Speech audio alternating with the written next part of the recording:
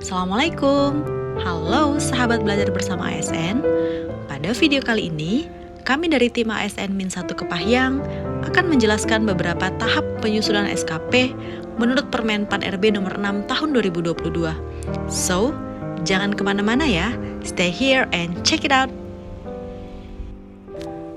Menurut Permen Pan RB nomor 6 tahun 2022, pada pasal 7, ada beberapa hal yang harus dilaksanakan sebelum ASN menyusun SKP. Yang pertama, yaitu ASN harus melakukan perencanaan kinerja yang terdiri atas penyusunan dan penetapan SKP.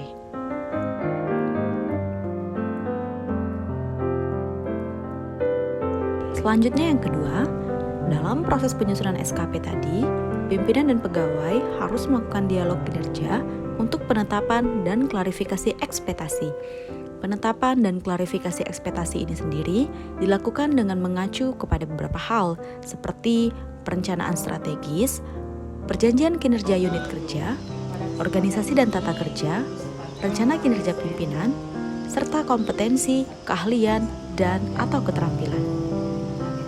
Setiap tahunnya dibebankan atau diwajibkan untuk membuat SKP, di mana SKP itu adalah bukti kinerja kita sendiri-sendiri. Nah, oleh sebab itu saya selaku orang yang dituakan di sini yaitu mengimbau kepada kawan-kawan semua untuk memenuhi apa-apa yang terkait di dalam tuntutan yang ada di SKP tersebut. Nah, pada tahun ini sepertinya SKP kita ini sudah berubah, beralih kepada peraturan terbaru yakni Pan RB nomor 6 tahun 2022. Ini artinya SKP kita tahun ini berbeda dengan tahun 2021. Nah, melihat dari Pan RB ini, saya sudah berkoordinasi. Pan RB nomor 6 tahun 2022 ini saya sudah berkoordinasi dengan Ibu Lucy dan Kepala Kementerian Agama dan Kepahyang, dengan mereka itu atasan kita. Jadi melalui koordinasi tersebut, itu saya selaku orang yang dipercayakan di sini, yaitu semacam mengadakan teken kontrak, artinya kontrak kinerja ASN di Min 1 Kepahyang ini. Nah, karena SKP ini berdasarkan terpenuhinya kontrak kerja tersebut. Nah, adapun kontrak kerja tersebut yang berhubungan dengan langsung dengan Dewan Guru Pendidik di Min 1 Kepahyang ini, itu ada beberapa hal. Yang pertama yaitu seiring dengan tuntutan Kementerian Agama sendiri, kita mulai dari Min, MTS, MAN, kita diperintahkan untuk mensukseskan program pemerintah dalam hal penguatan moderasi beragama. Nah, ini kami minta kepada seluruh Dewan Guru ASN yaitu untuk merealisasikan ini dalam setiap mata pelajaran yang kalian sampaikan kepada siswa-siswi kita di kelas. Tidak mengurangi atau menambah waktu di jam yang lain. Artinya bisa diselipkan dengan pelajaran yang kalian ampu tersebut. Apalagi wali kelas, ya kan? Bisa menyisipkan waktu untuk penguatan moderasi beragama dalam mata pelajaran terkhusus untuk mata pelajaran agama. Karena penting itu dilakukan biar siswa-siswi kita tidak ikut-ikutan, ya kan, tidak terbawa emosi. Artinya dia mempunyai sifat yang cenderung rasa yang tinggi, kemudian tidak memihak, ya. Artinya tidak, agama kami yang paling benar. Melihat orang beragama Hindu, walaupun kita di madrasah misalnya kan, di luar sana diadakan tawuran, itu kan sangat menyalahi kita tinggal di negara Kesatuan Republik Indonesia ini. Nah, saya sangat percaya pada Bapak Ibu Dewan Guru semua bisa menerapkan itu semua dalam setiap mata pelajaran lulus mata pelajaran agama. Kemudian yang kedua, meningkatnya kualitas penerapan kurikulum dan pola pembelajaran inovatif. Ini artinya Bapak Ibu, apalagi di zaman sekarang ini, kita harus memberikan materi itu tidak monoton dengan buku teks. Artinya ada inovasi lah dari Bapak Ibu, baik itu cara menyampaikannya, supaya istilahnya materi yang kita itu tersampaikan dengan siswa kita, ya. Karena kalau sekedar membaca, murid-murid kita bisa membaca, ya kan? Melalui HP, ya kan? Melalui televisi, buku, mungkin mereka lebih lihai dari kita, ya kan?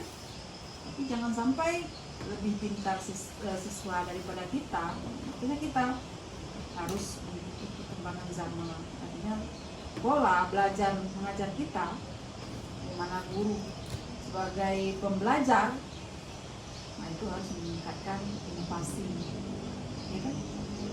Dalam segala hal, inovasi dalam hal-hal yang terkecil, ya, jangan terpaku, jangan monoton. Kalau monoton berarti tidak ada inovasi. Nah, inovasi itu hal-hal yang kecil, lalu beralih ke hal-hal yang besar. Tujuan kita yaitu mewujudkan visi misi kita. Kemudian meningkatnya kualitas penilaian pendidikan. Hanya dengan anak-anak banyak kemampuan, kita tidak susah menilai anak kita, ya kan? Akhirnya ujung-ujungnya akan memudahkan kinerja kita sendiri. Kemudian yang keempat, meningkatnya penerapan teknologi informasi dan komunikasi dalam sistem pembelajaran. Artinya Bapak Ibu jangan terpaku dengan cara lama, ya kan? Kalau orang sekarang sudah beralih ke zaman digital, dia pakai Android, pakai laptop, itu sudah lama kan? Pakai yang berhubungan dengan kemajuan teknologi seperti sekarang ini. Jangan sampai anak-anak kita ketinggalan, karena ya, apalagi di AKMI, ANBK, itu semuanya memakai sistem Android digital, ya kan? Nah, itu bermula daripada guru yang menggerakkan siswa.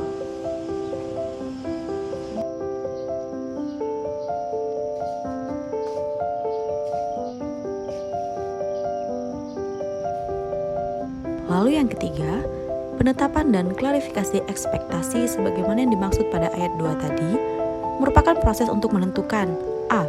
Rencana kinerja yang terdiri atas yang pertama, rencana hasil kerja pegawai beserta ukuran keberhasilan atau indikator kinerja individu dan target. Lalu yang kedua, perilaku kerja pegawai yang diharapkan. Lalu yang B, sumber daya yang dibutuhkan untuk pencapaian kinerja pegawai. C, skema pertanggungjawaban kinerja pegawai. Dan D, konsekuensi atas pencapaian kinerja pegawai. Lalu yang keempat, sebagai penetapan dan klarifikasi ekspektasi untuk penyusunan SKP sebagaimana yang dimaksud pada ayat 3 tadi, dilakukan sejak penyusunan rancangan perjanjian kinerja unit kerja. Lalu yang terakhir, penetapan dan klarifikasi ekspektasi sebagaimana dimaksud pada ayat 3 tadi dituangkan dalam sebuah dokumen yang dinamakan SKP. Sesuai dengan aturan SKP terbaru, ya. Paham, tapi ada sedikit saran dari Ibu untuk meningkatkan inovasi dalam sistem pembelajaran.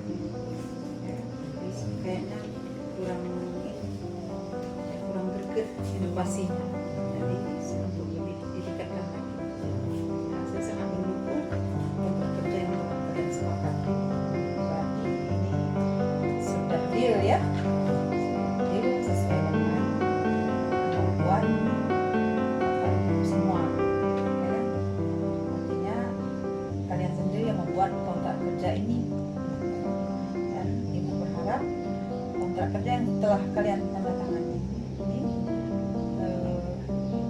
dijalankan secara maksimal supaya hasilnya. Itulah tadi 5 tahap rencana penyusunan SKP menurut Permen Pan RB nomor 6 tahun 2022 dari kami ASN Min 1 Kepahyang. Semoga dapat menjadi ilmu yang bermanfaat untuk ASN lainnya. Kami pamit undur diri, see ya and bye-bye. Kami